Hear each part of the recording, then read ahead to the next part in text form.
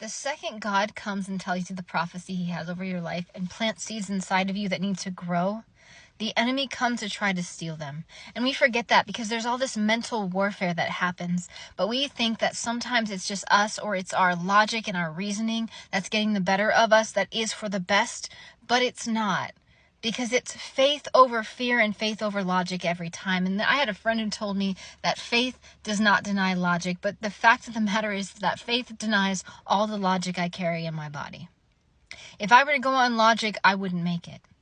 But when God comes to plant something, the enemy immediately comes to seed doubt. Here's how seeds work. The seed contains the life, and the life has to break out of the seed and root down first and come up out of the soils to be strong enough to get out of the soil, because the soil is heavier than the plant, but the plant can weasel its way through because it's thin enough. God knew what he was doing when he created and when he planted life in you. But it hurts when the seed breaks open. It hurts when life springs out of you. Have you ever been pregnant? Have you ever birthed a child? Have you ever had something in your life like a business or a ministry that you had to birth out of yourself? It is painful when the outer shell breaks off and you have to grow down first and then up next. But first it's down and then it's up.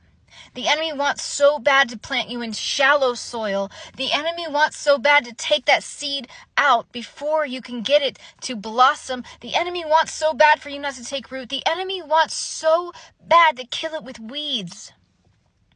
But the fact of the matter is that sometimes with this mental warfare we forget that the enemy attacks us like that because it's so slick, because it sounds just like our own selves being logical and trying to protect us. But only God can protect you now. And if God is protecting you, if God is for you, who can be against you? So here is the thing. The weapon will be formed, but the weapon won't prosper unless you give up. If you give up now, the weapon prospers, but you don't have to give up here. You can come join my spiritual warfare summit. We're going to talk about stuff like this. We're going to learn how to defeat the enemy in your mind when you think it's you speaking to you, trying to protect you. But here is the thing. When the enemy comes in like a flood, God raises a standard against him. The enemy will come in the second God speaks to you and put doubt in your mind. But we need to learn to filibuster the enemy and put so much truth in our mouths, in our minds, in our hearts that he gets sick of hearing it and leaves us alone, because resist the devil and he will flee from you. The link is in my bio or down below.